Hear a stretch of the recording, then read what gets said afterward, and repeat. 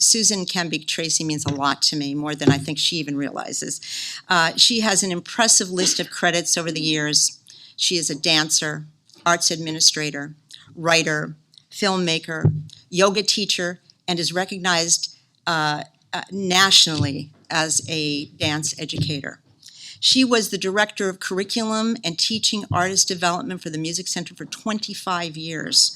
And because no one there is willing to let her go, she, because of her expertise and her passion for the area of doing this, after retiring, she continues as director of special projects there. If you haven't already, please read her bio in the program. It will bring you to a state of awe like the rest of us. But one of the really special aspects of Susan's career is that she has mentored so many in the arts education arena. It brings tears to my eyes.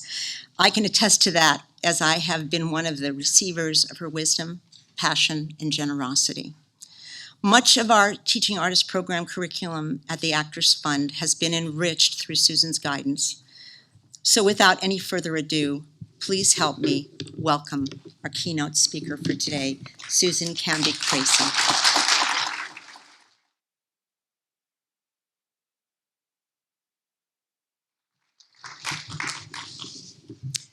Good morning. I am so happy to be here. I am excited to share with you some of what has happened to create artists in schools. So I'm going to give you a little bit of a journey into the beginnings. I'm going to show you what's going on right now, and I'm going to show you what your future could look like if you decide to join into this.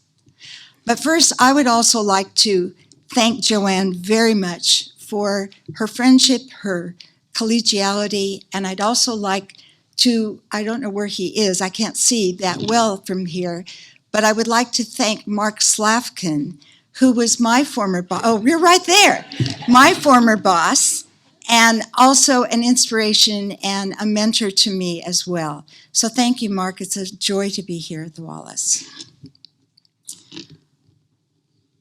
I would like to start with a quote from Sir Francis Bacon.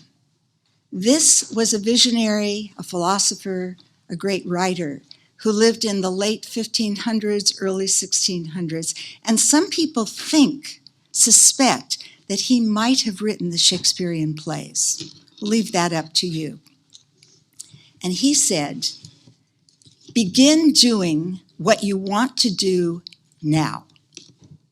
We are not living in eternity. You only have this moment, sparkling like a star in your hand and melting like a snowflake. Pretty profound. Well, Sir Francis Bacon was a Renaissance man.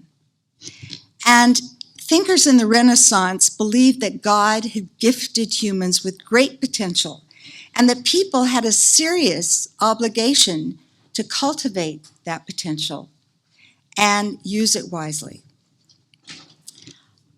Having been at the beginning of the Artists of Schools program around 60 years ago, I realized at that time that we were in a renaissance, and it required people who thought with innovation and inspiration and were able to tackle some very difficult social problems that were going on in our United States at that time. This was the time of the 60s, need I say more. And I joined in for the Artists in Schools part toward the end of the 60s, just as the back of segregation was being broken. And we were trying to find value in diversity and inclusion and equity for all. So the arts have played a tremendous role. And I would like to say, just a short footnote, that it was really President Kennedy, to a great extent, in his forming of the National Endowment for the Arts and then the arts councils for every state, that really brought us to the place where we could begin the journey. I started teaching dance in 1962 at John Marshall High School in the LAUSD, and it was the high school I had attended. That was 57 years ago. And I continue to train and coach teaching artists in all forms at the Music Center. I was very fortunate to receive excellent training and to find mentors that were exceptional, mentors who were passionate and fearless.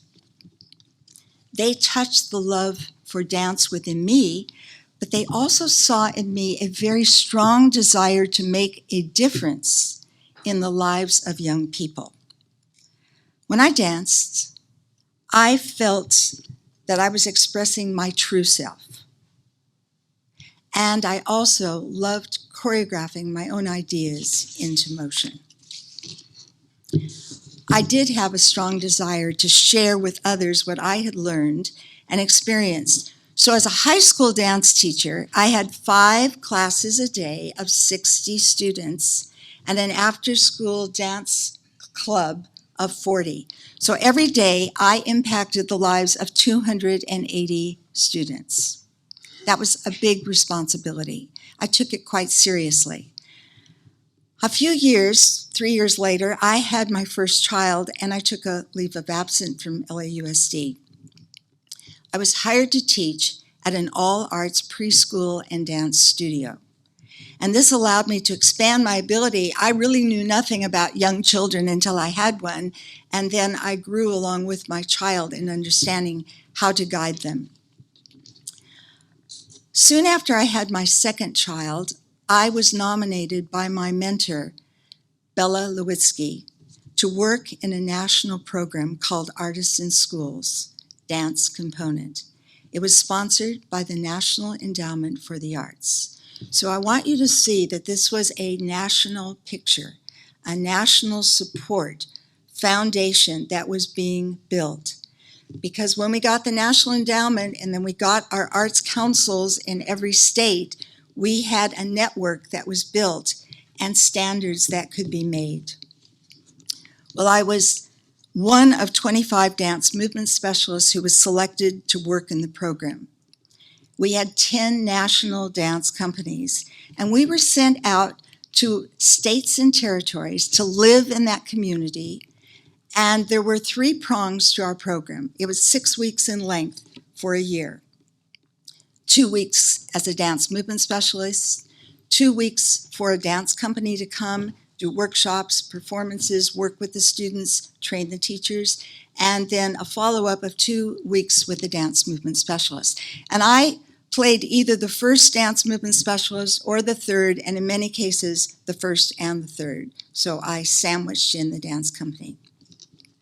It was unbelievable, actually. It was like living in Camelot. That's all I can say. Even at the time, I found it very difficult to believe that dance, including the other arts, and that also included media and film and poetry that were being promoted, they were given large grants to go and try and make a difference in communities because people who were our Renaissance leaders knew that the arts would make a difference in the lives of people and be able to accomplish social and political goals that we couldn't do with laws. All right, so it was challenging. I'm going to tell you it was challenging. The first residency I did was in Reno, Nevada, and they just sent me out to Reno, Nevada, and they said, okay, be an artist in schools. I had very few guidelines. The main thing I had was the belief of Bella Lewitsky in me, saying, Susan, I think you can do this. So I just rose to the occasion, but I made a lot of mistakes along the way. So we found some very strong resistance in certain communities. I, for example, have been in Warrensburg, Missouri, where there were 4 church groups that came and picketed the dance program. And they came and they sent representatives from their leadership to talk with us and to explain to us that dance was actually the religion of the devil. And that also, the biggest thing, you won't believe this, but it's true, that they found offensive was that we were teaching their children to think. And they didn't like that. And they told me directly, we tell our children what to think, and we do not want your interference. So we had some very tough things that we had to face. But in other parts of the country, we found amazing cooperation. It was like it's like being Johnny Appleseed and just scattering seeds everywhere you go, and then seeing whole forests of apple seed trees growing up, and the people themselves taking over the programs, and the local artists then proceeding. Eventually, and this program went on for about 10 years of funding. That's a long time for federal programs. We included every state: Alaska, Puerto Rico, Hawaii. I myself was very fortunate to do residencies in all of those places. Puerto Rico was very challenging, but it was extremely exciting to see the diversity and the way that the arts were one of the things that unified people. All right, so I want you to replace your art form with dance as I tell you the three big purposes, goals that we had. So just substitute your own art form. So we were promoting dance in three ways: dance as an art form, dance as a means of self-expression, and dance as an additional tool for learning in the classroom. As it turned out, I had a talent for the third goal. I thought conceptually. Everyone did not. Some people only knew dance moves, only knew how to use their art form in traditional ways that you find in studios. And they were wonderful and they were talented, but they didn't know necessarily how to make connections to the school curriculum. And for some reason, it just came to me easily. First of all, I knew the elements of my art form well: time, space, energy, and all the components that go with those, and matter. And those are the elements of the physical universe. So there wasn't anything I could not find a connection to. And that's one of the reasons I became a leader in that respect. Along with this same period of time, I was also part of another large national initiative that began in 1969. It was called Arts Impact. Now remember, the 60s, what was happening, the turmoil, the protests, the marches, the throwing the bras out the car doors as you were flying by your work. And everything that was happening was being challenged. All the social mores that I grew up with in the 50s was no longer anything that guided us. Everything was thrown to the winds and up for grabs. Vietnam War, everything going on. So they thought that putting all of the arts in all of the schools in 5 sites in the United States might be a kind of bed of possibilities, again, like planting the seeds, making change in small ways, but that are profound and deep.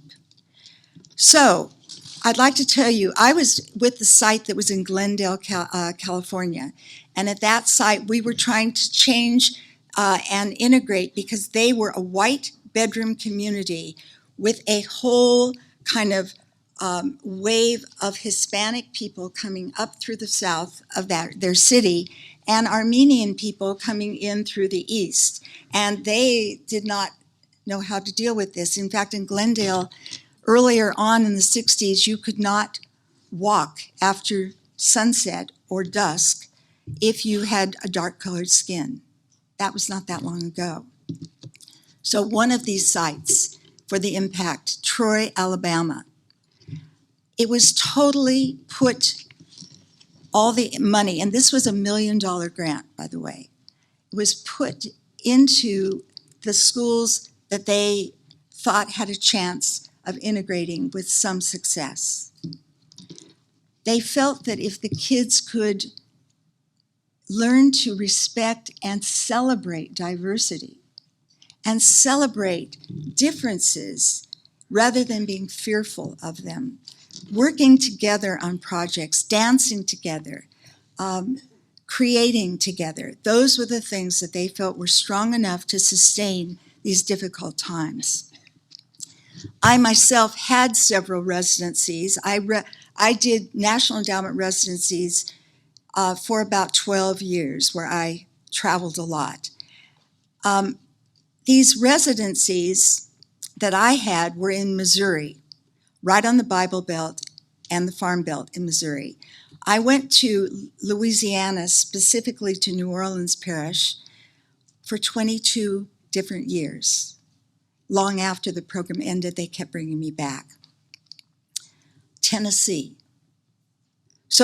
And North Carolina. So those were some of the places that I encountered the difficulties that people were using all their power and imagination to move to a place of more inclusion. During this time, I was constantly given challenges by teachers. I was asked to teach things that I didn't really know anything about, or I hadn't done well, or didn't remember them from my early times of school. So I was starting to have to do lessons through dance on bacteria, cell division, the water cycle, metamorphosis, the weather, immigration, and even, and this is true, the prime time for picking the alfalfa plants. When I was in Missouri, I was on the Farm Belt, and they had an agricultural science strand in their high school. And these were all the kids that were going to be farmers. They all came in their cowboy hats and their boots to the gymnasium, and I said, please take off your boots and your hats and come and find your own space. And then I started. And I taught what's in your fertilizer bag. I taught a lot of things that I had to study. I had books that I took home with me every night to my room, and had to figure out, how can I teach this concept through dance? Well, that's another story. I'll tell you that later.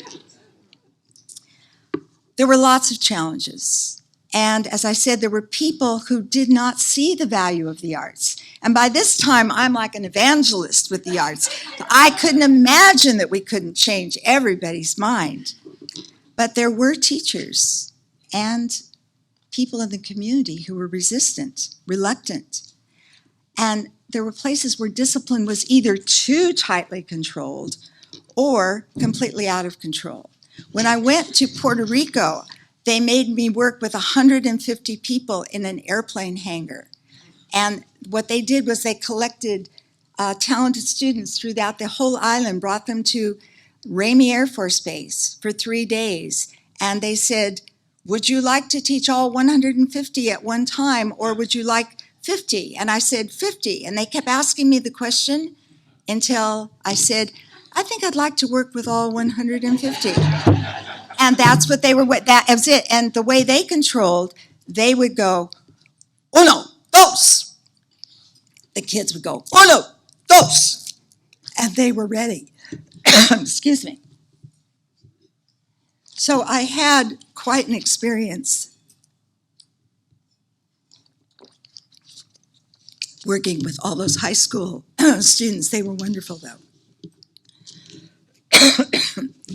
So we were among the initial pioneers. To be a pioneer, and by the way, even though artisan schools now has been more developed and around, you are still a pioneer. So you've got to have that kind of pioneer spirit. You've got to have the courage that goes with being a pioneer. And you've got to have resilience.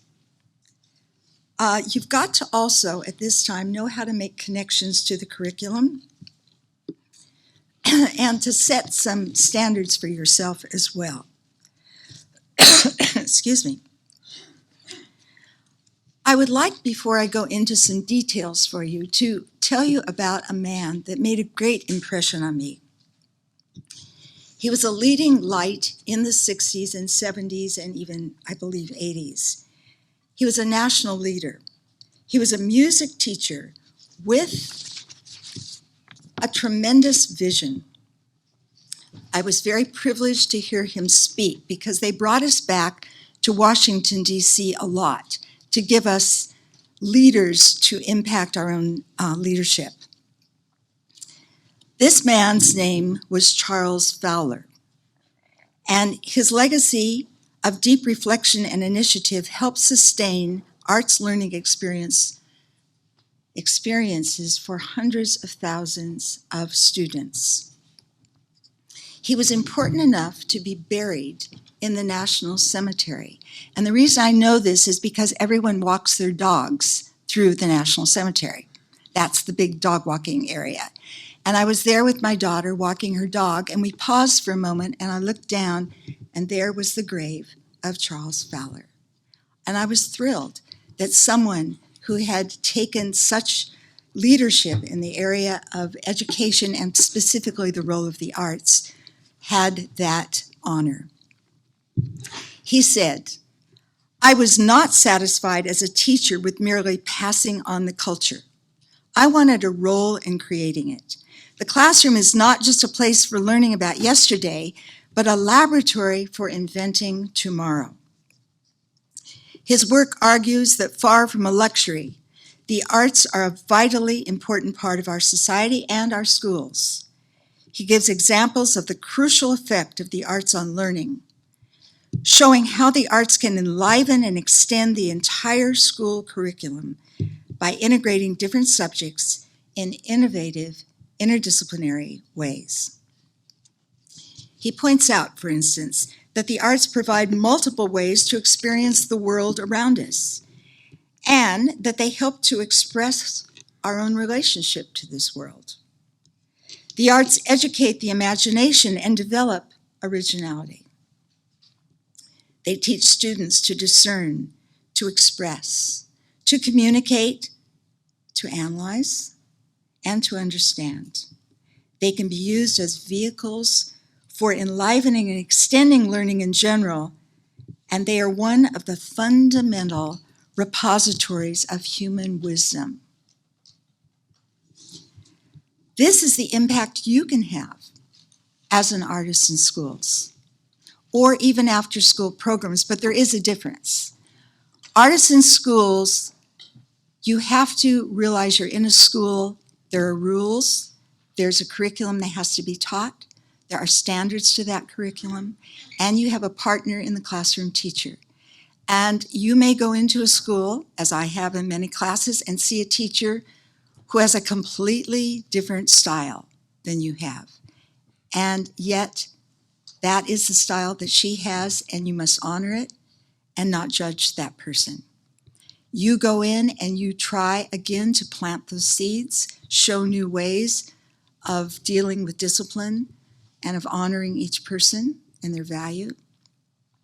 But you cannot go into a school as a guest and tell them where they're wrong. So that's really important. But you can also show them the diverse number of jobs.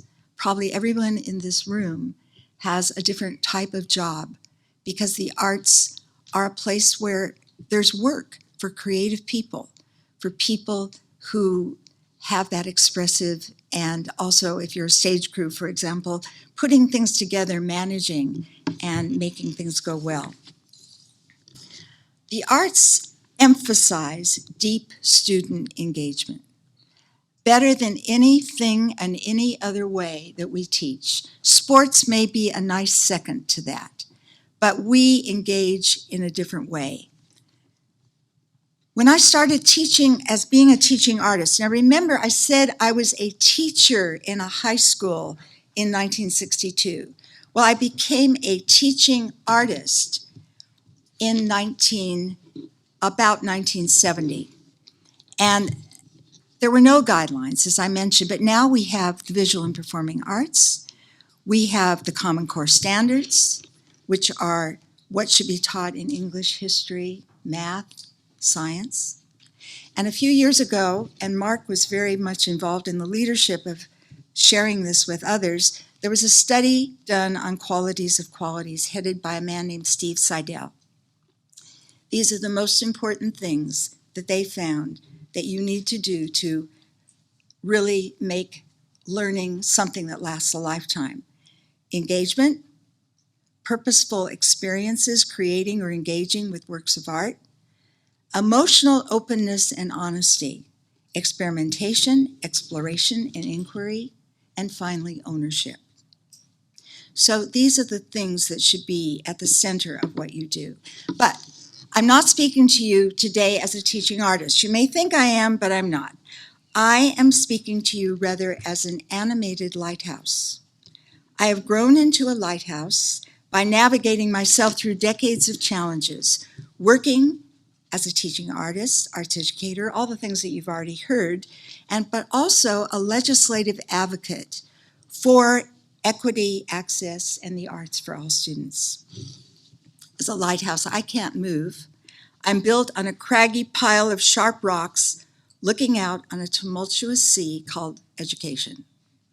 I no longer pilot a boat, but I am now in the position to guide people who are, I hope people like you, to find and navigate the strongest streams, to avoid the dangers of riptides, shrinking sea levels, storm clouds, and careless big ships of politicians and funders.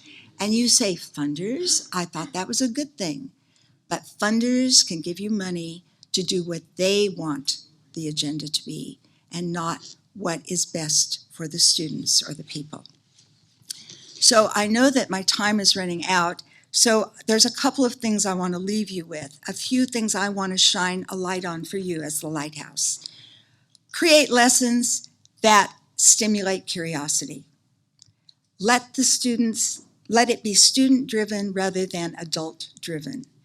And as interesting and talented as you might be, don't make it about you. It's hard to do, by the way. And continue to practice your art form. Base lessons on the new standards. Know the concept of backward mapping. Backward mapping is where you start at the end of the lesson and you back up, and you only include anything that's going to prepare the students to be able to accomplish and create something on their own. And really have a good partnership with the teacher. That's really, really important. Ask the students what they already know. Don't assume that they don't know anything, and they might surprise you by having things that they know that you didn't know. And finally, in terms of personal responsibility, be well-groomed, punctual. Have the ability to quickly assess a situation and calmly deal with it. And that's a challenge, believe me. The work's exciting, and one thing I want to make a point of is that you, in classes now, you might have a class of students that have a wide variety of abilities, come from a variety of backgrounds, and you might also have a lot of people, or a few people, who have special needs. And sometimes they have classes just for them to work on their skills, but often through the arts activities in particular, they will be integrated into other classes. You need to know this. You need to know that they're as capable as anyone else.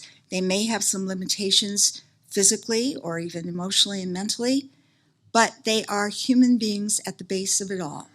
And their spirit is as bright as all the other spirits. Just recently at the Music Center, the Royal Ballet was there. And they did a wonderful program for 12 students who were teenagers and young adults who had special needs. The needs varied considerably. And they had 3 dancers from the Royal Ballet. And I went to a rehearsal, and it was one of the most magnificent things I've ever seen because it was a normal situation. They were treating them like normal people coming in to learn about dance. They were expecting them and offering them the opportunity to find and tap into that expression through motion. They treated them with respect. They treated them like dancer. They choreographed a piece. They worked on it for 4 hours a day for 5 days and performed it in the Grand Hall of the Music Center. And I know, Mark, at the Wallace, you have the autistic program, dance and autism. So don't expect less of your students. As my mentor Bella always said, treat all people as if they had great potential. Just with some, you start a little earlier or you start at a more simple form, but you all have the idea that they will be successful. So in conclusion, I have 3 questions and a challenge for you. Does this work interest you? You have to kind of have a calling a little bit for it. You got to be willing to be an individual who tackles a difficult part of life, and that is the raising of our children. And then, do you have the initiative of a pioneering spirit? Do you have the courage? And if you do, I highly encourage you to consider applying for the Artists in Schools training that the Actors Fund is offering to you under the tremendous guidance of Kimberly Arn. This will give you the tools, because now there are tools. When I started, as I said, there weren't. There are now. There's a lot of good artists as models out there. So seriously consider it, but only if you're really willing to put your heart and a little work into it, but you'll grow tremendously. So I want to end with one quote by a man named Isaac Goldberg. There is that smaller world which is the stage, and that larger stage which is the world. So join in the play. It could be very fulfilling. Bye-bye.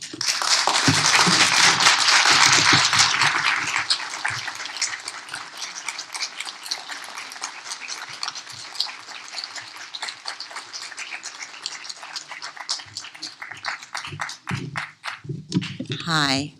Thanks. Yeah, let's give her another hand, please.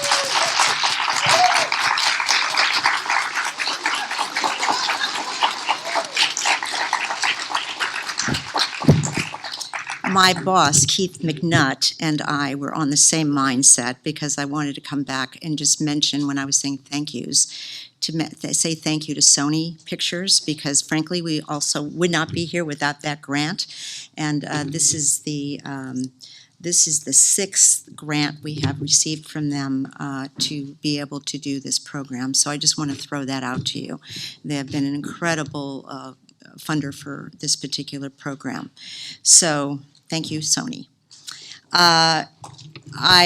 I'm just so entranced right now, which Susan always does to me when we just even go and have dinner or lunch or coffee. But thank you so much, Susan. You really kind of did a lot of work that I thought I had to do today.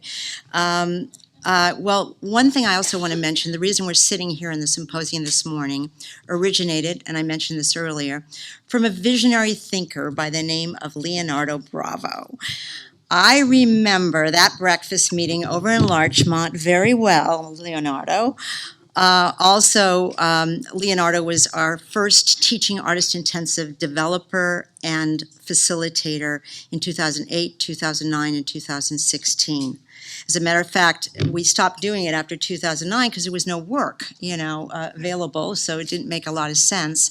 And he was the one that came to me and says, I think things are starting to percolate a little bit, and I think we need to look at it. But the idea of a symposium of bringing people together made sense. Over the last decade, Leonardo has been a collaborator and a friend, which has impacted our arts education programming and our teaching artists. I know there are people in this room right now who are very impacted by his work. He himself is a visual artist, a painter, and over the past 3 years has been director of education and public programs with the Palm Springs Art Museum. I can really tell you that he has had a major impact on so many in this field.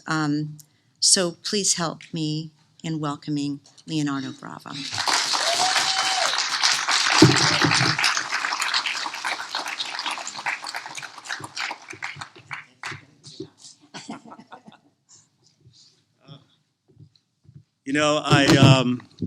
I get so incredibly nervous, I think, as I get older to speak in groups, but I made some notes. I didn't bring any quotes with me, which I should have.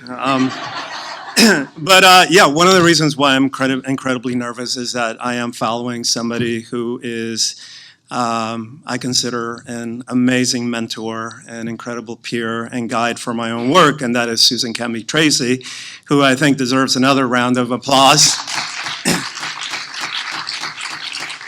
And not so much because Susan taught me a whole bunch of amazing strategies and ways of thinking about the work, but really because to me she represents a soul essence about this work. And the soul essence that I think she brings forth to it really has to do with notions of empathy and gratitude.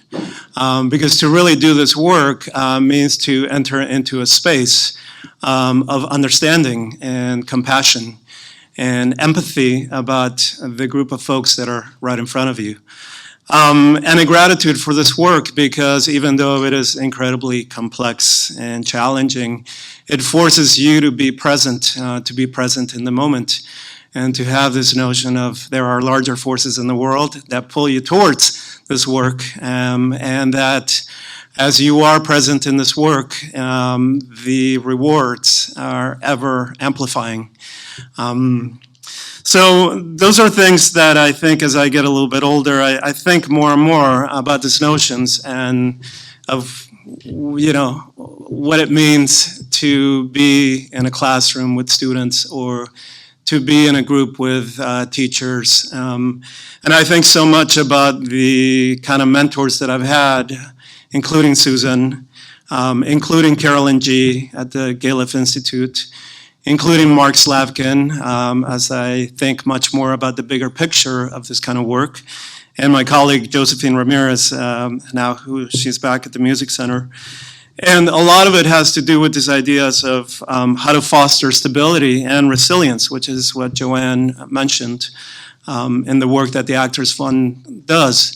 Because I ultimately think that the work is not just about what happens in the classroom in an isolated moment, but really it's about the conditions that happen in those neighborhoods, in those communities, in our city, and those conditions that are being reflected in that classroom day in, day out. I think a lot about moments in which I started this work. Particularly, I did as well national-based work with an entity called the Galef Institute, which took me to many different places, including Arizona and Texas, Salt Lake City and Kentucky, where I worked as a coach, as an artist coach, which meant that I was meant to model the work in the classroom, but also work with classroom teachers of how to embed arts integration strategies into their practice. And I think the first summer was actually where I went to Detroit for 3 or 4 weeks, Detroit Rock City, which was an incredible place to be in the early 2000s. And the notion of me as a sort of young, somewhat green and naive artist who felt like, yes, I can bring my joy and passion to this work, and that will easily translate, and people will obviously see the benefit of this in their practice.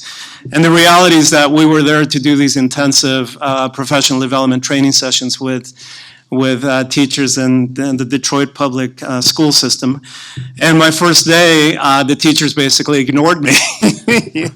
And, I was there sort of, I think, with the best intentions. And I almost broke down. And Carolyn G., my mentor at the time, came to me and said, look, it's there. It's all there. It's in your center. Just find it. It's all there. And I think that's when the work, as hard as that summer was, became alive, because it really meant about who we are as humans and what it means to create a space for dialogue, for understanding, what it means to sort of set aside all your assumptions about what you're bringing and to truly listen to who people are, and to kind of embody and enter into that space of empathy and understanding and gratitude for just really being there. I learned so much from those teachers in Detroit. I learned about dignity and integrity and resilience. And then a lot of this, I think, has really pushed my thinking forward, and I'm so happy Jonathan is here, because I think so much about what is the social effectiveness of art and culture when we think about equitable collaborations in community, and communities being represented by schools as a unit of change, and what it really means to be in a spirit of shared design and authorship, that we're not just the experts, that the expertship and the knowledge is there in those communities and those neighborhoods. And the fact is that many of those neighborhoods, there might be not a lack of arts and culture, but there is a wealth of creativity. And that's the kind of thinking that we need to embody and think about. I'm just looking at my timer. As we do this work, that is really about being in that space of listening and kind of opening up time and space to reflect on what the contribution and the shared design and the shared authorship of a project can be. A lot of times I think so much about not only what is a project, but who is the project for. How do we begin coordinating these projects and these activities within communities? And what is the impact of the project? You know, how do we, this notion of backwards planning, what is the kind of impact that we want to have? How do we sort of represent that true wealth, that creative wealth that is in communities? And when we are artists, how do we think really about the arts? Is it about, you know, the heightened sort of space or expression of an artistic form? Or can it be about rituals and cultural moments that bring us together? You know, this notion of dance as a ritual in which we are able to express something about ourselves being human. And as I do more and more of this work, I really believe that it is about storytelling, because I think the arts truly best represent how we share who we are as human beings and how we sort of convey that human story. I think that is the piece that truly sort of gets to me now. And I can cite an example of a project that I did in Palm Springs when I brought a textile artist weaver from Oaxaca. His name is Porfirio Gutierrez, who works both out of Oxnard in Ventura and Oaxaca. And Porfirio is a master of his craft, but he comes from a small village in Oaxaca where the practice of weaving has happened for thousands of years. And what's amazing about Porfirio is that he also believes in a very sustainable approach to the craft, because they source the colors for the textiles directly from the land. So Porfirio carries not only an ability to express and talk about his artistic expression at such a highly refined and technical way, but he's also been able to connect it to a lineage, to cultural traditions that are passed down generation after generation after generation. And those kind of stories are being passed down here in Southern California, and the way in which these migratory patterns and immigrants come here to this land and enrich it with their own traditions, which at times become embedded into ours. So it was beautifully empowering to see the work of Porfirio as he brought his own loom to the museum. And we were able to not only connect to the community of Palm Springs itself, but to the larger community of the Coachella Valley, which includes immigrant indigenous communities from southern Mexico that have historically migrated there as well. Through time and space, we were able to create these incredible leaps and sort of alignments of who we are as human beings. And I think that really that's what drives the work for me now, is this notion of what is it that we can bring to the work? How is it that we can sit in a room with people, that we can begin to listen to our shared stories, our shared humanity, and be able to sort of contribute who we are a little bit to that mix. I think, you know, I want to thank also Joanne Webb and Keith McNutt for really giving me the opportunity a few years ago to start putting the seeds around this teaching artist training, which was really, at the time I approached it from this notion that we all have an incredible amount of artistic capabilities, creative talent, but how do we create what Susan talked about, this notion of this clear structure, this framework that really drives our work? And I think the beautiful thing of being a teaching artist is not only being present, but this notion of that we have to get to a place. We have to create a journey. And that journey is the storytelling or the sharing that happens in the classroom day to day through your lessons. But the lessons are driven from something that is deep in here in the soul. It is at times intuitive. But we do work with an incredible sense of framework that gives us that latitude to deliver on this work. So thank you for the opportunity to be here. It's not, I encourage you guys to be part of this, to be part of the larger journey. And I think this really it's a beautiful moment for me to reflect on what this work is all about. So thank you so much.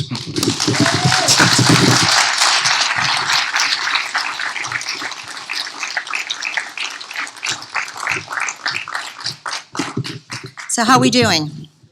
Okay, you guys getting a little bit more information, formulating different ideas. We're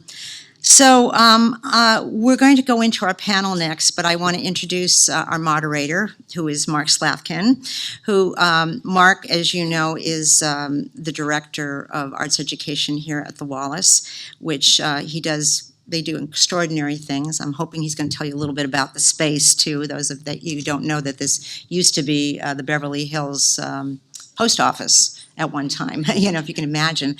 And here we are in it, talking about teaching artists. And he is also chairs the board of directors for the California Alliance for Arts Education, the statewide policy and advocacy organization. And one of the things I love about arts education too is the advocacy part of it. That you're really advocating for truth. And for level, trying to make a level field for people, because it isn't very level. The way it's set up. So that's very exciting stuff. So I'm going to have Mark come up here, and Mark is going to introduce the panel. Okay?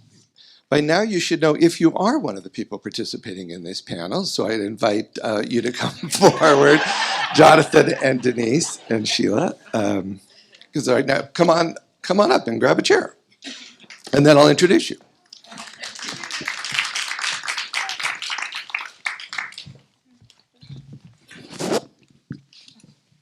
Okay.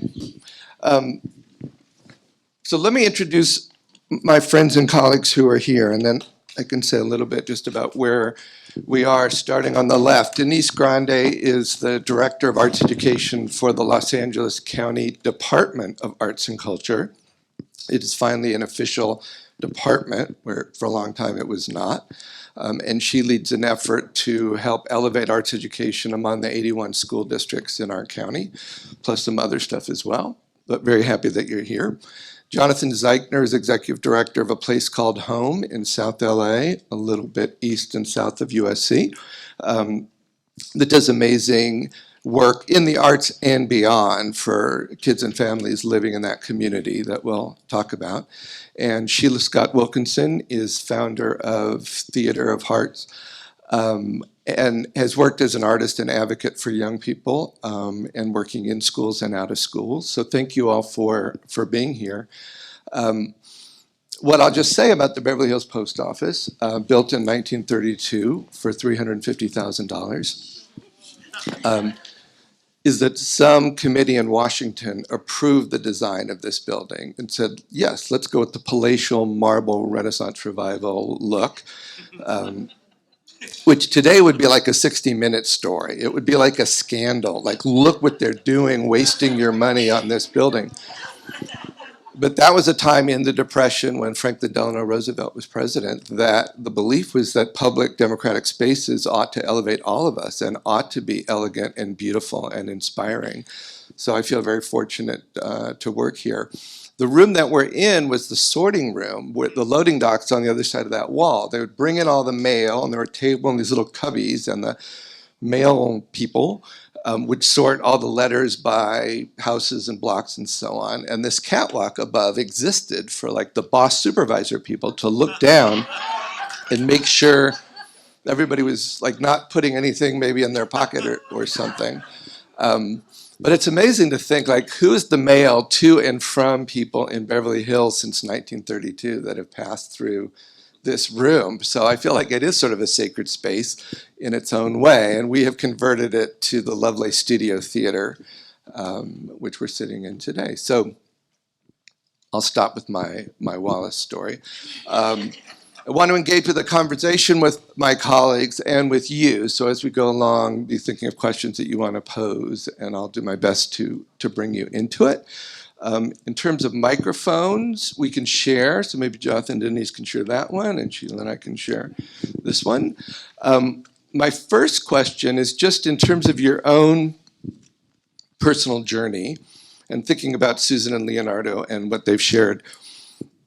What were those key times or moments that have sort of shaped how you think about teaching artists, which could be a long time ago or could be yesterday or something in between? And many of you have worn, or all of you, different hats. But sort of what stands out that the way you think today about teaching artists is shaped so much because of what? Does that make sense? Each candidate has 30 seconds in this round. You want to start? Sure. 30 seconds. What really encouraged me initially, of course, you know, just like yourselves, I was an actor for many years. And I really wanted to look at the art for social change. So I started to teach young kids in the inner city. And what really I saw what happened in the arts is the transformation, is that the youngsters really became youngsters again. There's so many issues that they have to deal with that when we were really expanding their horizon, the dialogue with the youngsters and seeing the sparkle in their faces, it really encouraged me to continue the voyage that I'm on right now. Oh. Well, thank you. It's great to be here. It's amazing to actually be sitting here with colleagues that I've been interacting with for probably 3 decades. And I just have to say, Susan, that was the most replete and elegant description of what the arts are, why they're important in education, why arts education is important. And Leonardo, a reminder for those of us gray beards and gray hairs now, of how the older we get, the more essential is our understanding of why we're doing what we're doing. But I will say that for me, I go back to when I was in high school, latchkey kid without much parental guidance. And I got turned on by a teacher who'd been in the Peace Corps and who started teaching theater in this hippie high school where I was. And the Vietnam War was still on. And we did the play Indians and laid out the Indian Village Massacre exactly the way the Malay Massacre was and had slides of that on the walls. We did Lysistrata. And we had people in the audience standing up and yelling on both sides of these arguments. And I felt this sudden understanding that the arts are a place where we can empower ourselves that is not dependent on money or violence, and that everybody has the capacity to do that. And that really has been the essence of what drives me in sharing and instructing and bringing artists into the inner city to work with kids who are facing a lot of adversity. So the short story is that growing up as a troubled teenager, as so many of us are or have been, the arts, both writing and dance, gave me voice that I had no other way of expressing. And I really sort of, I continued to pursue dance and recognized early on that I am not a performer. Was never comfortable being in front of people. And so how did I reconcile those two things? The way I reconciled those two things is I knew deeply that I was a choreographer. And so all of my emphasis went in using other bodies to communicate deeper messages that could be communicated through community. So I have never been a teaching artist, but have spent many decades now working with teaching artists as a choreographer or translator between the classroom teacher and the teaching artist community. And now, over the past 7 years, find myself in being a translator of the role of the arts, not only in schools, but in the many areas in communities and outside of schools. Great. So let me just follow up where Denise was. We've talked a lot about arts education and what happens within K-12 schools, which is profoundly important, but not the beginning and end of all life as we know it, although it can feel like its own universe. But there are wonderful opportunities for teaching artists to work with young people outside of school, as well as with people who are incarcerated, people who are in probation camps, people who are in hospitals, people who are in jails, people who are in mental health facilities.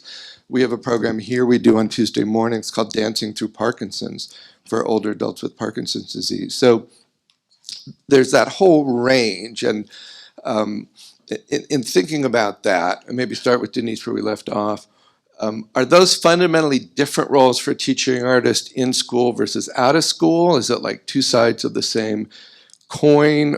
How much are they the same and how much are they different? Because I'm thinking for somebody who's not currently working as a teaching artist, like how do I find myself in that world? Are those multiple worlds or is it like one big world all mushed together?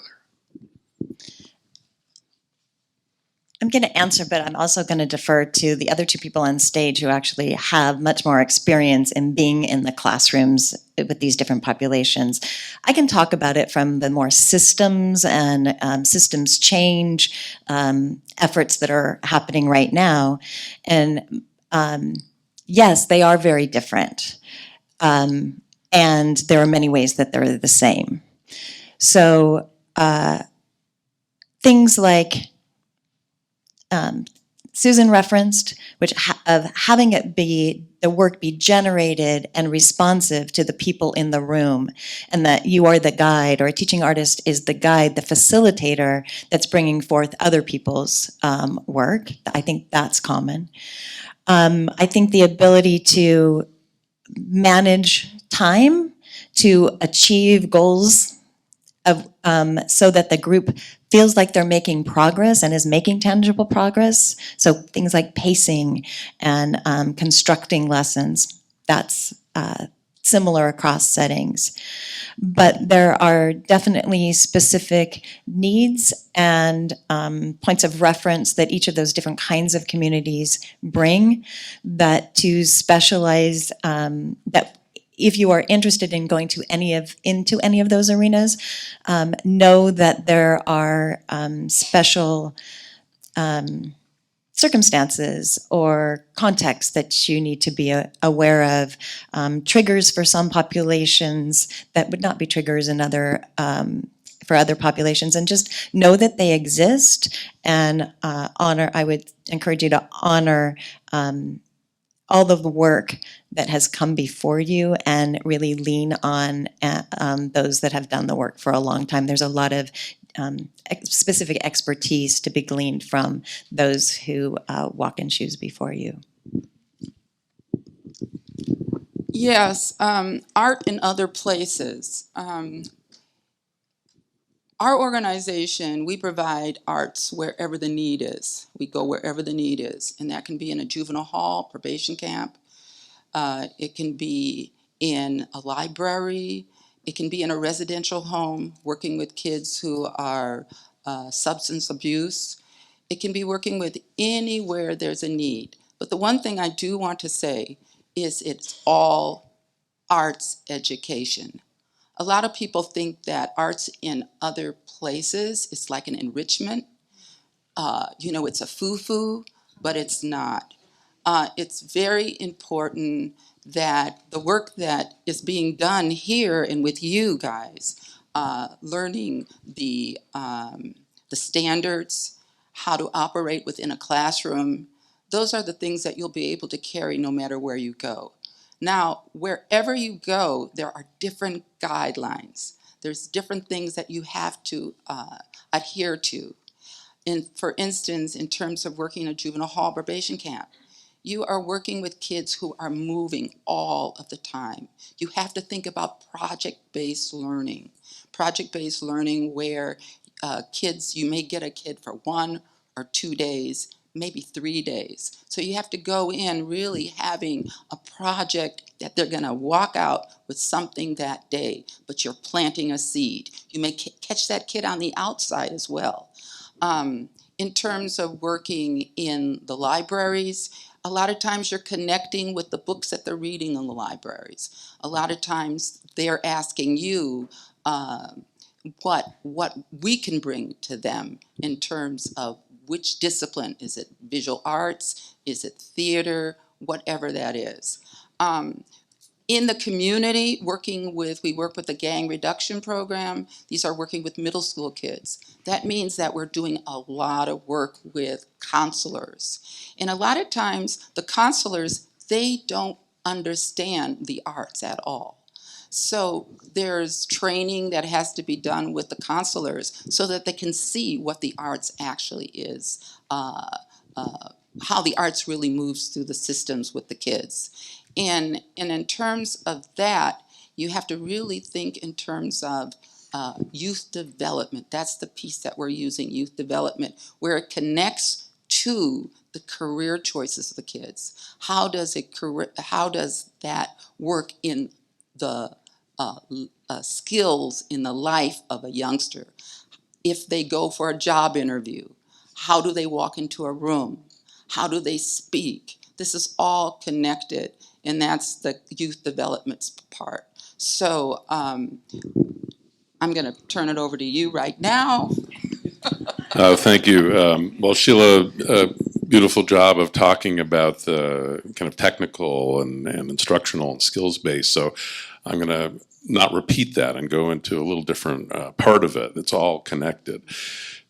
The arts are nourishment for the human spirit. And when you're in a psychiatric hospital or a prison or a homeless shelter, and as Sheila says, you might be working with somebody for 1 hour and you may never see them again. Or you may see them again weeks or months or even years later if you're continuing to work in that sector. The structure in some of these places, or the lack of support or even respect for what you're doing, can be evident. So it's important to be grounded and understand what you're there for, and understand that when you interact with another human being, and Leonardo talked about story, that you have an opportunity to give them something, to leave them with something that will fuel some flame that is already in them, by the way. Let's not think of this in a colonialistic way and in a narcissistic way. We are not there to save people. We are there to offer them tools and opportunities and perhaps a way of thinking about things and respect for who they are as human beings, so that when they walk out, somehow you've helped to light or fuel that flame. And when you're working with people who are mentally ill, you may not see it at all. But I did that for a long time, and I have a brother who's mentally ill, has been on and off the streets for a long time. And you come to understand that whether it's for 1 hour, 1 day, 1 week, or a year, that what you're doing has value. Not for the faint of heart. That's the other thing to know. This is not a job. This is a calling. It's a lifestyle. It's a mission. I want to add 2 things to build on what's been said. I find myself often quoting somebody who was the head of an organization called the Amityville Reentry Center.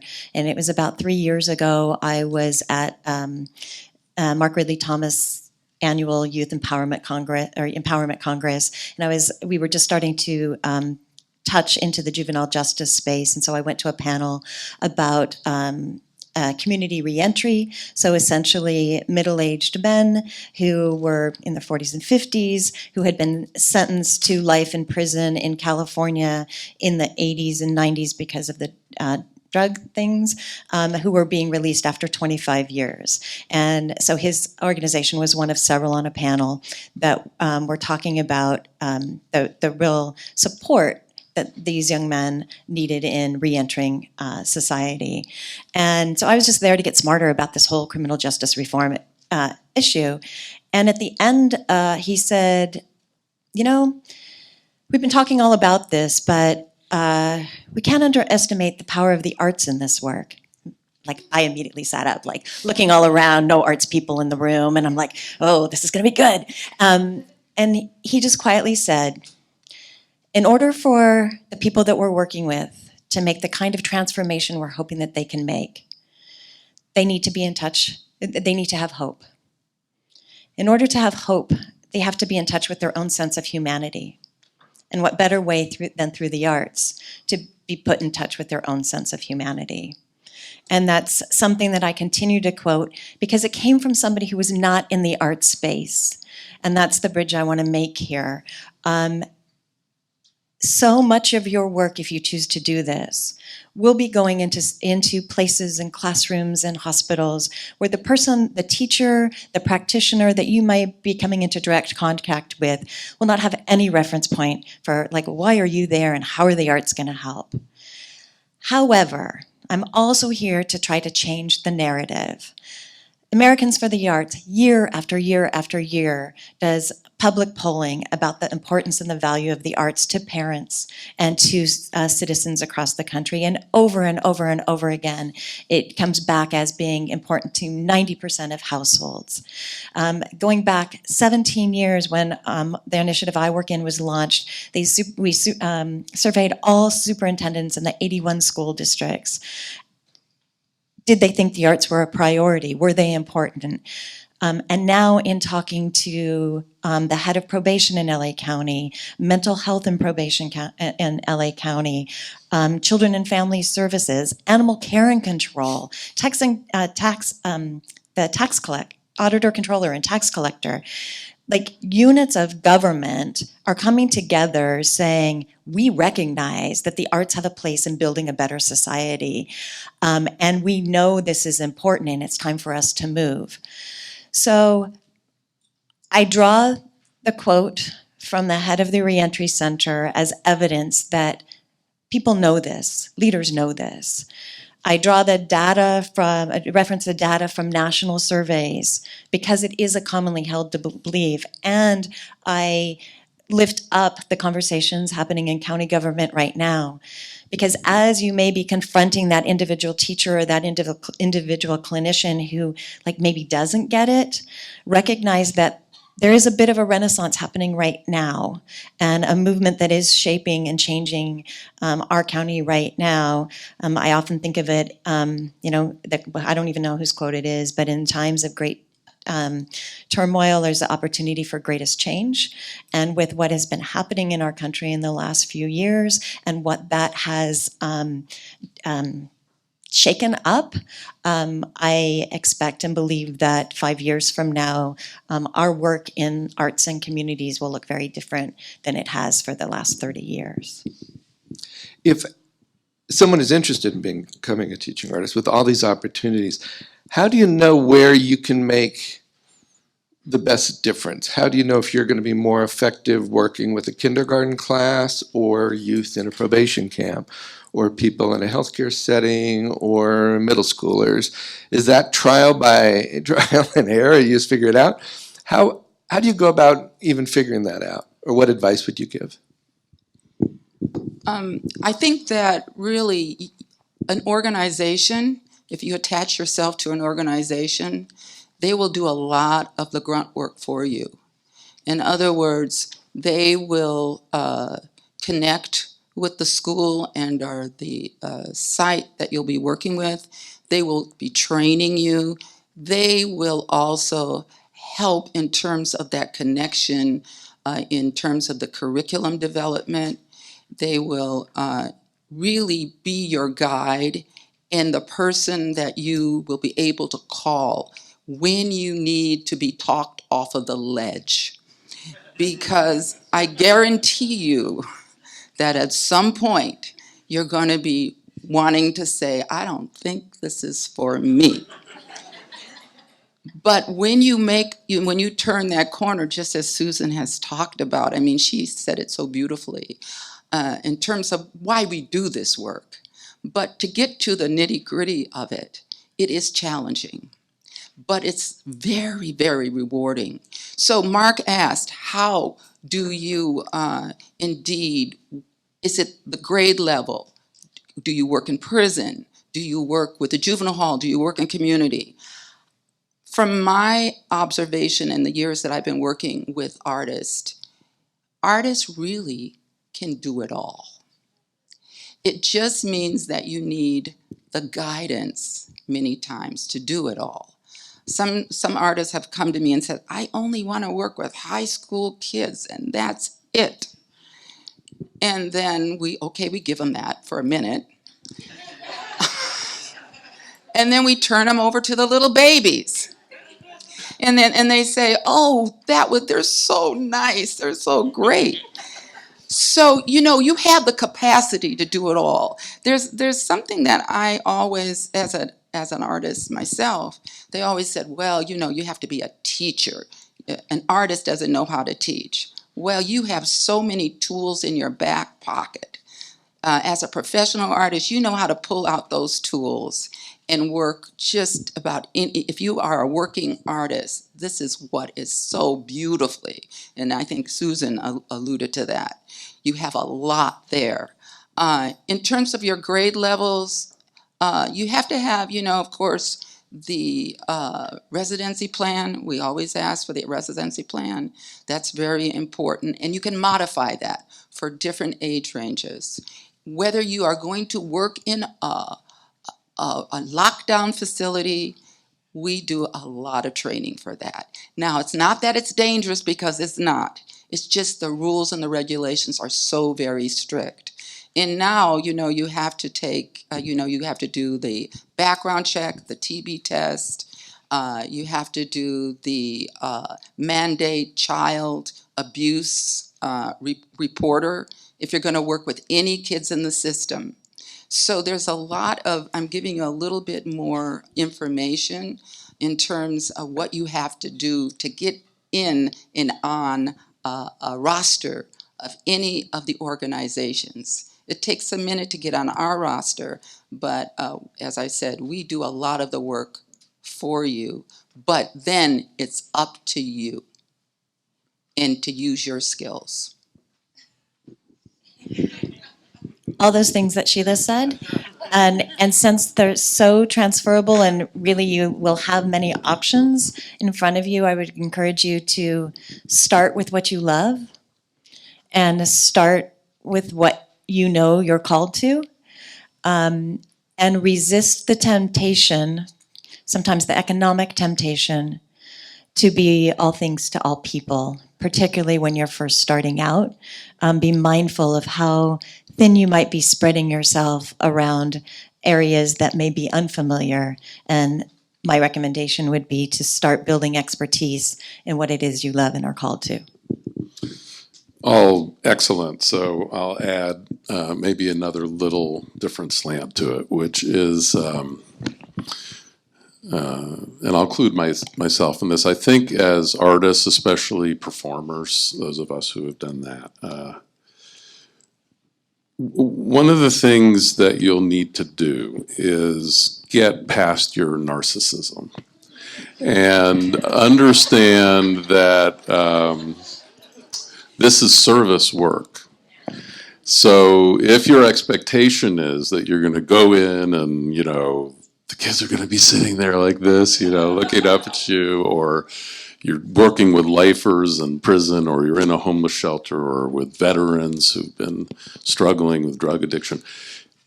Your job, I remember once I was at a forum and Milos Forman was there, and somebody said to him, how do you get these Oscar-winning performances out of so many different kinds of actors? And he said, your job as a director is to figure out which hat to wear. And each person you meet needs you to meet them where they are. And so when you're working with a large classroom, that may sound glib to say something like that, but in fact, you start seeing the individuals, you start feeling their energy, you see how they respond to each thing that you say. So I agree with what Denise said. You will, in addition to having the skills to do it just about anywhere, and you'll be thrown in some, so-and-so can't make it today, you gotta go. But you will also find your niche. You'll find that place and that population. And the other thing I will say, I believe that artists are healing themselves all the time. There's a reason why we do what we do. And the arts saved my life. There's no question about it, and my guess is that that's true of most people sitting in this audience. So you will be drawn to that population that also serves your self-healing, because that's also where your strength is. The wound is where your power is. I don't know if I'm getting too esoteric with any of this stuff, but there's so many technical levels and nuances to all of this, and then there is this essential human, emotional part of why we're doing what we're doing. If you can, Denise, just share some of the resources that you have through the LA County Arts Education Collective for teaching artists or arts organizations thinking about how can we navigate and connect to other school districts. What advice would you give, or what resources would you point them to? Right. I'll let you talk about the directory. This is unrehearsed and live as it happened. Sheila, why don't you start though, because as an arts organization who hires teaching artists, can you talk about the directory as you see it of value, and then I'll kind of go to a higher level. Okay. A more broad systems scale level. That's what I meant. Sorry. Well, the county, the Arts Commission. Oh, sorry, Arts and Culture. That's new name. I got to get used to the new name. But anyway, they have a directory of practically all of the arts organizations that have been vetted to do arts education, working with standard-based arts education. So you can always look on that. You can see, what the organization does. Who are the districts that they work with, whether it's school districts, schools, so forth and so on, and also all of their programs. So it does tell you all of their programs. But I did want to just mention one thing on this. It really is how you set up the program. In terms of working with the schools or working with anyone, it's really important that we have supportive people to work with. So when we go into any place, whether it's a school, community center, it doesn't matter. We want to find those supportive individuals that understand why we're there. And we have to do the work sometimes with them. But that makes it easier on you guys when you go in, that you're not fighting against what Jonathan was talking about, a teacher that doesn't get it at all. A lot of times you really, really want to make a collaborative effort of working with the teachers, and that is beautifully when you can work with them. And also the thing of it is that what the teachers say, or the coordinators or whoever you're working with, they say, we've learned so many skills to work with the kids. You are leaving us with so many skills. And that's where the art is so beautifully that we can really share that with the total universe. Yes. Noosphere. There's nothing higher than that. That's right. So from the systems level, so Sheila was referencing our directory. The intention is that that is a resource for school principals and school districts to go and find arts organizations that have been vetted. It is, and that it is also a resource for arts organizations to see who else is doing what kind of work for potential partnership, and for artists who are thinking about coming in the field or are in the field looking for where they might, what under organizations they might work under. You can find that the work from the county that is focused in arts education is called the LA County Arts Education Collective. So the website is LA County Arts Ed Collective. The initiative was renamed a few years ago because of the intention that it is not our work. It's like not county government work. It's our work. It's all of our work. And if we're really going to achieve the goal that every child engages in the arts all year, every year, then it's going to take the collective efforts of many, many hundreds of stakeholders. So LA County Arts Ed Collective. And on our website, like we have a newsletter and we have a listserv where oftentimes job postings are posted. There's a little bit of a, the listserv is kind of a forum for teaching artists and the artist community, but there are other resources. And part of why I paused when Mark asked about like, what does the county offer, is because we are right in this moment at a moment of transition. All of the grounding documents, the framework, blueprint, strategic plan, whatever you want to call it, that launched our initiative in 2002 were signed by the signed and adopted by the Board of Supervisors then, none of whom are still in office today.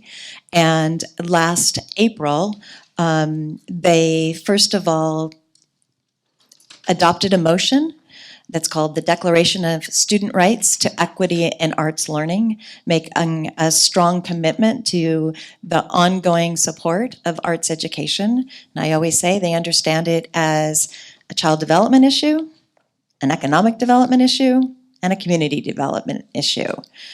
After they adopted the Declaration of Student Rights to Equity in Arts Learning, which is on our website, they directed the now Department of Arts and Culture to embark on a plan, embark on the work to update that initial strategic plan that was adopted in 2002. And so we are in the mid-process of doing that. We started community meetings in May and June, and those will end later this month. And we hope to have a new plan put forward for the board in November. But the point I want to make about that is that the initial plan and the initial framework we've been operating on was focused exclusively in K-12 in-school instruction. That was a decision that was made with a goal of equity. The feeling was that if we were going to really ensure that all young people had the arts as part of their growing up, it needed to be during school as part of public education. Today, we know that we've made great progress and we need to continue to push for that and not kind of let off the gas. We're too close, I think, to getting to the goals that we've all been working so hard to achieve. But the new plan will actually have 4 sections. It will absolutely stay focused, have a section focused on K-12 in-school instruction. The second section will focus specifically on pathways to the creative economy, so building creative career pathways for youth. And you all have a lot to contribute in terms of pathways to jobs in the creative economy. The third section is not creating something new, it's just kind of opening up the tent and acknowledging that arts education in communities, community-based arts instruction has been happening for decades, and we're now bringing that part of the work into the fold as it helps support all young people having year-long opportunities. And then the final section, which is the newest evolution of the work, is that the Board of Supervisors have asked us to think deeply about how the arts might be embedded into all county departments and services to support youth and families. And so we've been meeting with animal care and control and auditor, controller, and children and family services, and all of the other departments you can think of, to think about and put forward a plan that embeds the arts in county services. Yeah, I'll stop. But before this is over, I'm gonna call to action this, but not right now. Just to add, well, first of all, sorry I took it a little dark there earlier. I'm not bitter, but I am frustrated by systems that make it difficult for us to do the work that we need to do. But that is a reason to do it. That is a reason to go into LAUSD. And as a teaching artist, I highly encourage you to do that. As an administrator, I'm happy not to be working with LAUSD anymore. But I did want to take a moment to let you know that an organization like a place called Home is also a place where you can go to work not as a freelancer, although we do bring in about 2 to 3 dozen independent contractors through our arts programs on a regular basis. But we also have a commitment to the arts with departments in fine art, music, dance, digital media, and theater, and we have full-time artists who work in those departments. So it's a limited number of positions, but these are folks who get to work year-round, get benefits, and have fixed facilities. We have a community center that has a theater and a recording studio and a dance studio and an art studio, et cetera, et cetera. So those things do exist as well. Absolutely. I would mention Inner City Arts is another organization that has staff that's full-time. Questions that anyone wants to raise that we can try to address? Yes? So, does a teaching artist mean a starving artist? You kind of answered the question, but living in Los Angeles, can you make a living, or comfortable living as an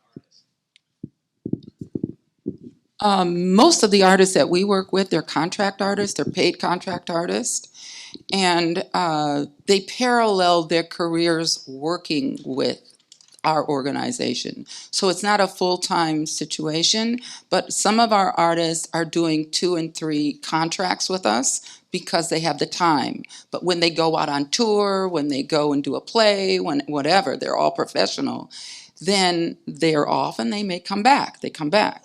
But we do pay, we feel we pay pretty good for the time. They're contracted for a certain amount of time, usually it's 13 to 15 weeks, 2 or 4 hours a day. So that's the story there. And most of us who've worked as teaching artists over the years have worked as independent contractors and freelancers, and the state challenges that in various bureaucratic ways. But one of the trade-offs, of course, if you're going to work full-time at an organization like a place called Home, is it makes it harder for you to, take a touring show or, go out for auditions in the middle of the day. So there are trade-offs. There are decisions that you have to make. And I think some of it comes down again to why you're doing what you're doing. Why are you an artist? And for some of us, I remember for when I first moved to LA as a struggling actor and was doing theater and going out on auditions and stuff. At a certain point, I was like, the work that I'm getting to do professionally, that I'm getting paid for in television or in film. I wasn't a big star. I was doing little roles, and a lot of it was not that meaningful. I didn't think it was very high quality material.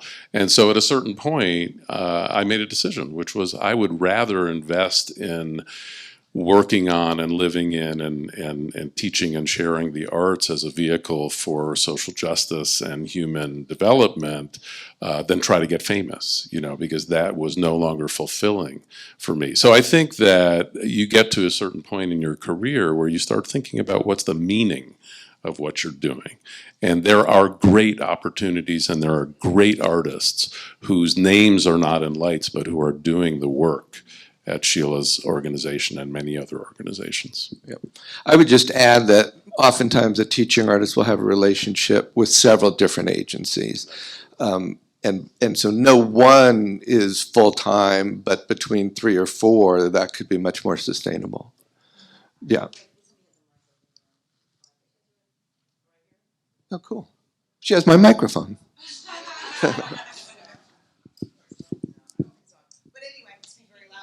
Do the theater. I think it is on. Oh, it's on now. Okay, great. My name is Sean, and I really love the program. I love what you guys are talking about. Is there a specific level of education? Do you need a certain degree in something to be a teacher's artist? Great question. For us, we follow the California Arts Council guidelines. That means that you have to be in your chosen profession for at least 5 to 6 years, and as a professional artist. So I know that some artists, I mean, it doesn't necessarily, like musicians, they may have mentors in dancers or whatever, they may have mentors, so they don't have a degree necessarily, but they are fantastic artists, and they have a resume that can prove that that's what they do. Okay, a couple more questions, women there. How viable is it for teaching artists who have been doing it for a long time, and maybe this is a question for you, to just approach schools on their own and do it? I would say if you have a long track record and you can immediately demonstrate your understanding of curriculum design, your connection and ability to collaborate with classroom teachers, there are many schools that will hire independent and do hire independent artists. The choice you will be making is oftentimes organizations run their payroll on a very different kind of ongoing cycle. So your payment may be more consistent and timely if the organization you're working with is carrying the, what's it called, money flow? That's not the right word. School districts, there's a lot of bureaucracy. Often can't bill until all services are rendered. So it's the cash flow a piece. So it's that level of administrative work and support that an organization can give you. And as Mark said, many artists do both. I would also add that it can be very lonely just being by yourself. It could be, so there's a sense of community that can come with being part of an organization that brings artists together, that has its own kind of rewards, not literally financial, than just being in your car and battling the world by yourself. Did you want to add something? I did, but I forgot what it was. Okay. Yeah. Hi, my name is Rachel. I'm currently one of the dance teachers for Dancing Through Parkinson's. We do it in Venice and also here. It's an incredible program. I appreciate what you guys have talked about because I see in the aging population the idea of having a creative outlet and something hopeful. Thank you. And what I've witnessed is we've done a lot of video projects that have brought a population more into the public eye, and it's a population that's not always comfortable with being in front of people, and it's really given them a lot of confidence. So with your programs, you've talked a lot about like the K through 12 and the younger. Do your organizations also have something for the aging population? We did. We had 3 years, we were funded for 3 years to work with senior citizens. And it was very successful. It was a photography program. And we were at, I think, 5 sites, and it went beautifully. However, after that, we were not able to get funded for it. Somehow that's not on the top of the list in terms of funding for senior citizens. Or there's a lot of programming now for that, but the money's not there yet. Spent some time with the director of programming over at Inner City Arts the other day, and they did do something on elders, last year. It was all visual art type things. And there is some stuff that's starting to click a little bit with intergenerational work, where you're bringing young people together with elders. And I think that's, and the Eisner grant is one of them, yeah. But we were both talking about that there's a real interest in that, because right now, there are 17% more people that are 65 and over than there are children from infant to 7 years old.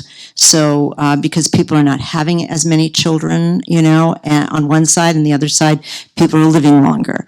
So it's just something to be aware of. So this area, working with seniors, is really, really, really important. Absolutely.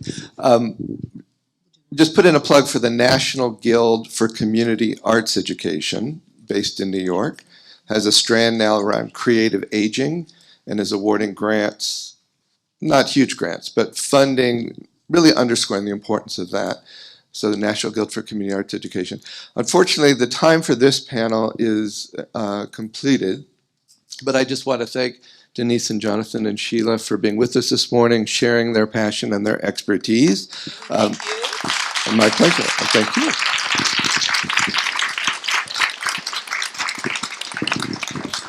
Okay, how are we doing?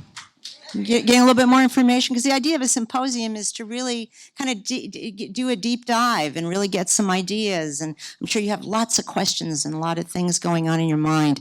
So the next step we're going to be doing here is, I couldn't bring all of my teaching artists here who are graduates, but one way we could do it, we prepared a video, which we're going to show you. I want to, because he's here, I want to thank Scott Pfeiffer, who helped us put this together.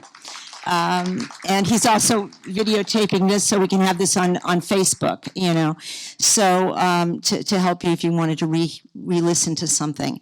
So we brought some of our teaching artists graduates. This isn't all of them, but we thought it would be helpful for you to hear from them what their experience has been being a teaching artist.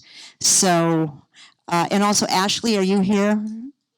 Where are you? Okay, you're here. Okay, I'll grab you as soon as after. So, go ahead.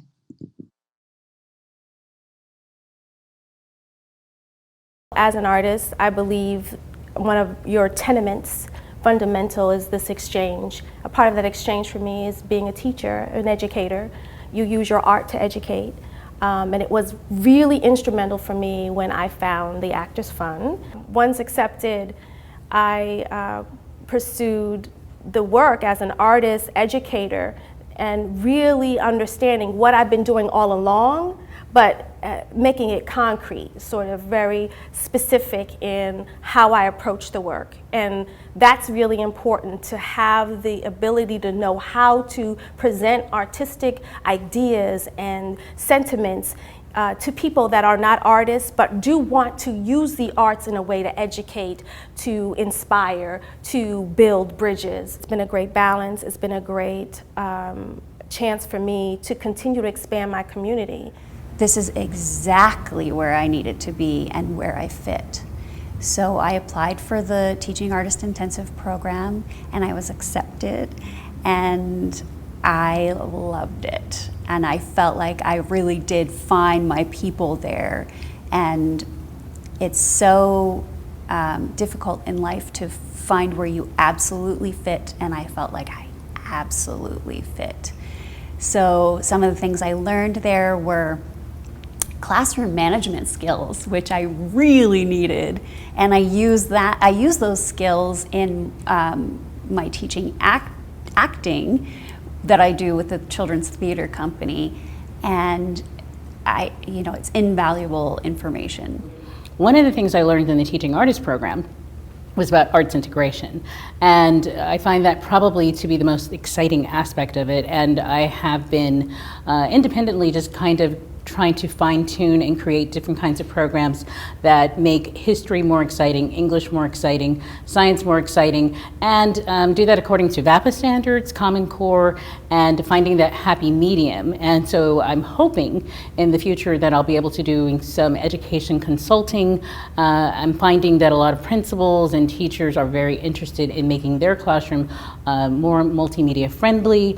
And I think the benefit that I have is that I come from an artistic background, because I really believe in STEAM.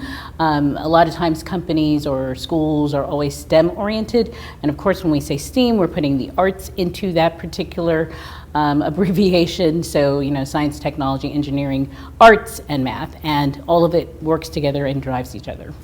By being able to share what I do and what I know, and my experience with kids or with anybody who isn't maybe who hasn't had any kind of training, or in underserved communities, especially who aren't always exposed to the arts, I've been able to see how my craft can really affect somebody else's life.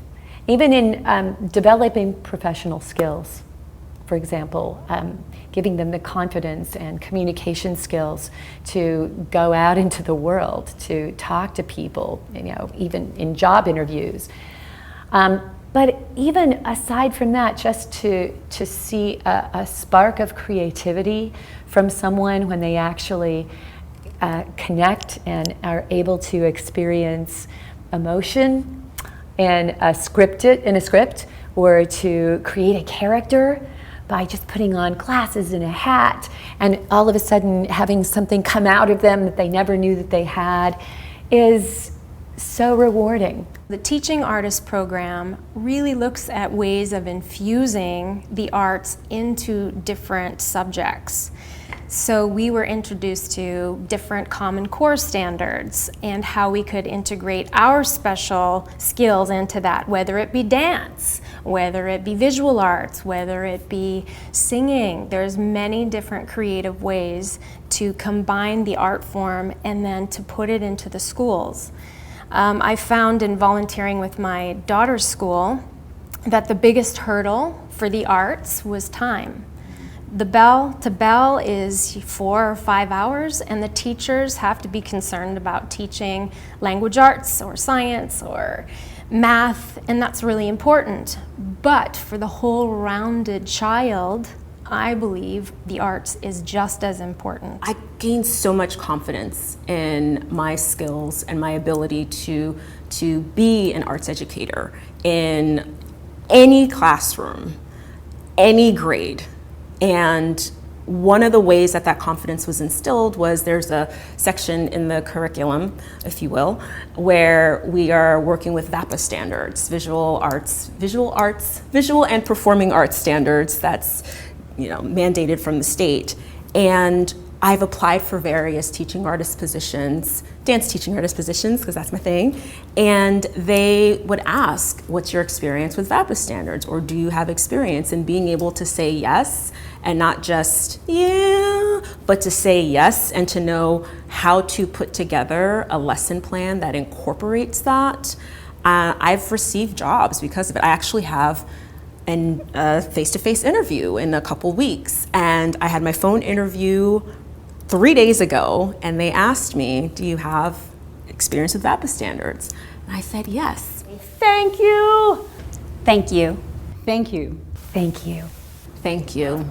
Thank you, Actors Fund. So I hope that was helpful. It was just give you an idea of some of the people. We feel like we've had the opportunity to educate so many of our people, and we only had a window of time to be able to do this. I had quite a few other people I could have brought in, and we're going to continue doing that so you guys can get a little bit more education about the people that are doing work. And I have on the screen as well some of the organizations our teaching artists are working with, and that's just some of them.